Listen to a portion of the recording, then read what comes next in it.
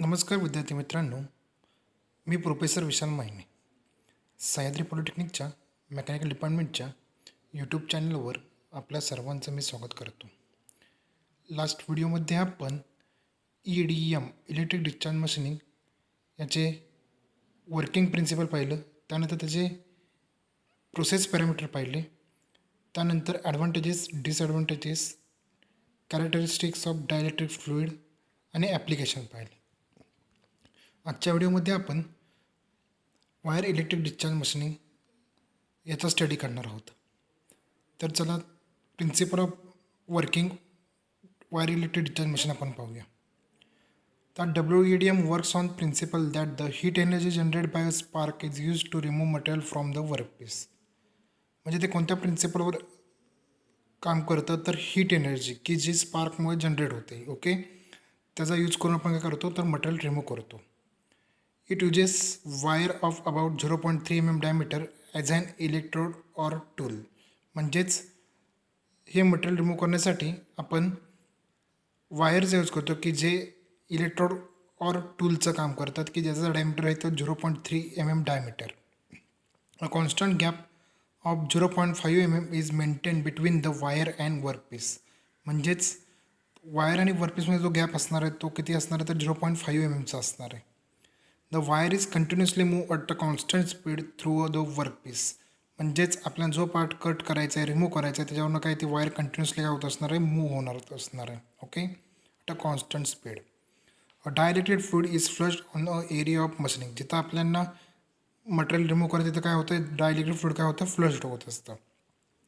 Wien the machining tool is switch on, spark are generated between the tool and workpiece. जेव्हा आपण machine tool on करतो तेव्हा काय होतं, स्पार्क जनरेट होतो. कशाच्यामध्ये, तर टूल आणि वर्कपीसच्यामध्ये. When the spark comes in contact with dielectric fluid in the gap the fluid get ionised. म्हणजे जेव्हा स्पार्क डायइलेक्ट्रिक फ्लुइडच्या कॉन्टॅक्टमध्ये येतो तेव्हा काय होतं, तर फ्लुइड आयोनाइज होतं. पहिल्यांदा आपण जे वापरतो कसं, डिआयोनाइज फ्लुइड असतं, ओके. तर याची स्कीमॅटिक डायग्राम बघू आणि याचं वर्किंग बघू, ओके.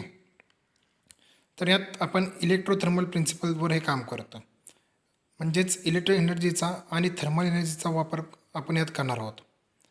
त्यामुळे मटेरियलला ते काय करतं, तर मटेरियल मेल्ट करायचं किंवा वेपराईज करायचं काम ते करतं आणि मटेरियलला रिमूव्ह करतं, ओके, वर्कपीसपासून.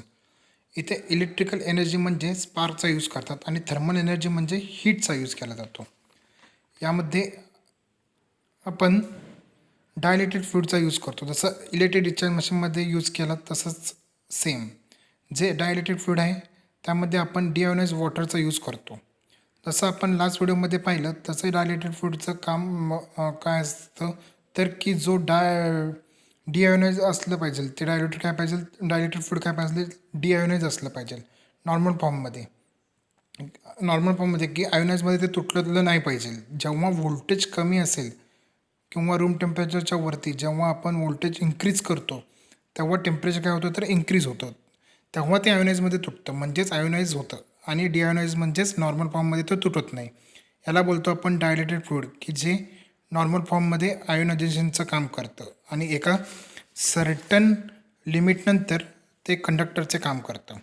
यामध्ये आपण 8000 डिग्री सेल्सिअस टू 12,000 डिग्री सेल्सिअसपर्यंत टेम्परेचर क्रिएट करू शकतो, ज्यामुळे मटेरियल वेपराईज होतं, मेल्ट होतं आणि मग आपण त्याला रिमूव्ह करतो. यामध्ये आपण ब्रास वायर, कॉपर वायरचा यूज करतो. याचा डायमीटर मागे सांगितल्याप्रमाणे 0.3 mm असतो, की जो वायरचा डायमीटर असतो.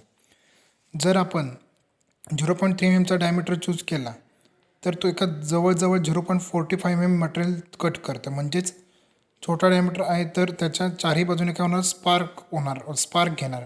यामध्ये आपण maximum 300 mm thick material cut करू शकतो आणि मिनिमम आपण 0.04 इंचपर्यंत मटेरियल कट करू शकतो.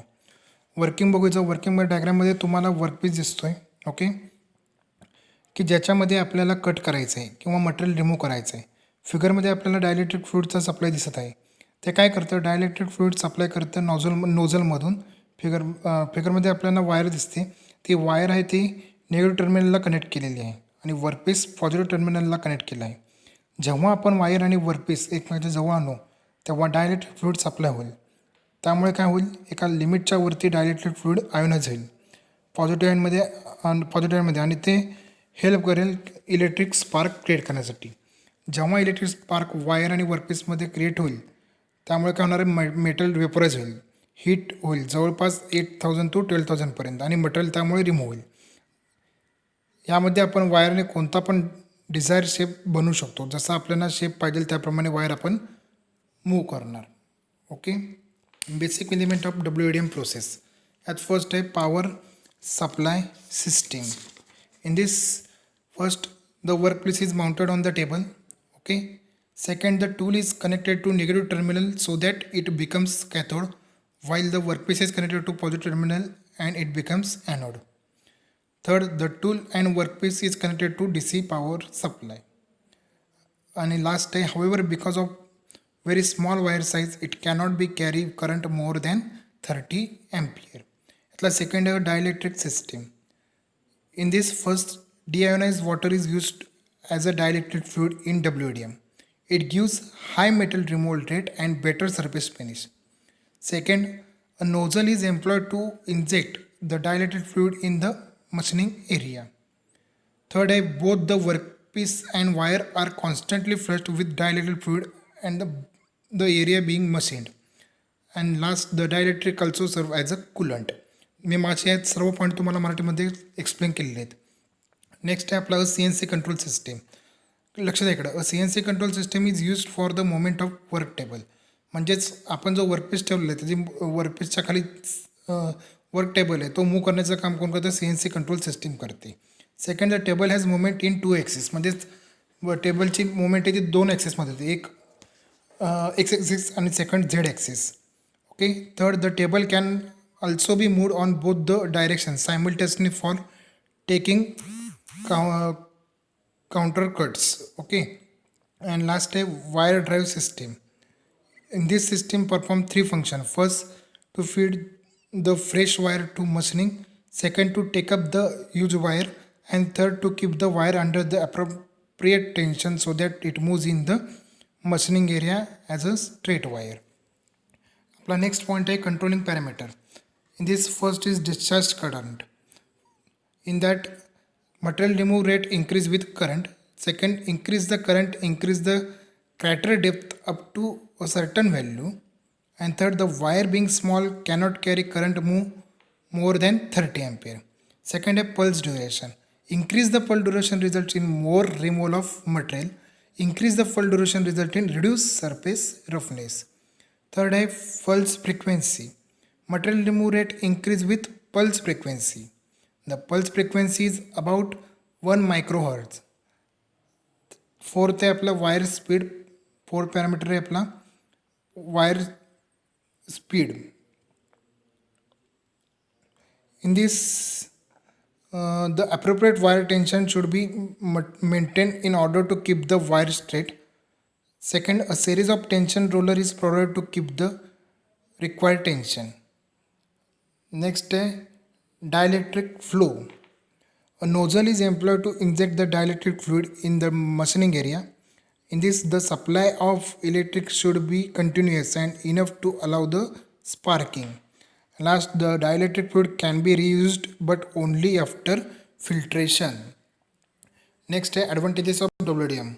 First advantage, straight hole can be produced to close tolerance. Second, high degree of accuracy and good surface finish can be obtained. Third advantage, very sharp angle can be cut with almost no radius. And last, the parts produced are burr free. Disadvantages of WDM.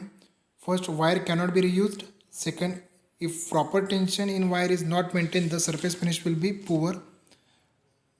तर first आपण पाहिलं wire cannot be reused का,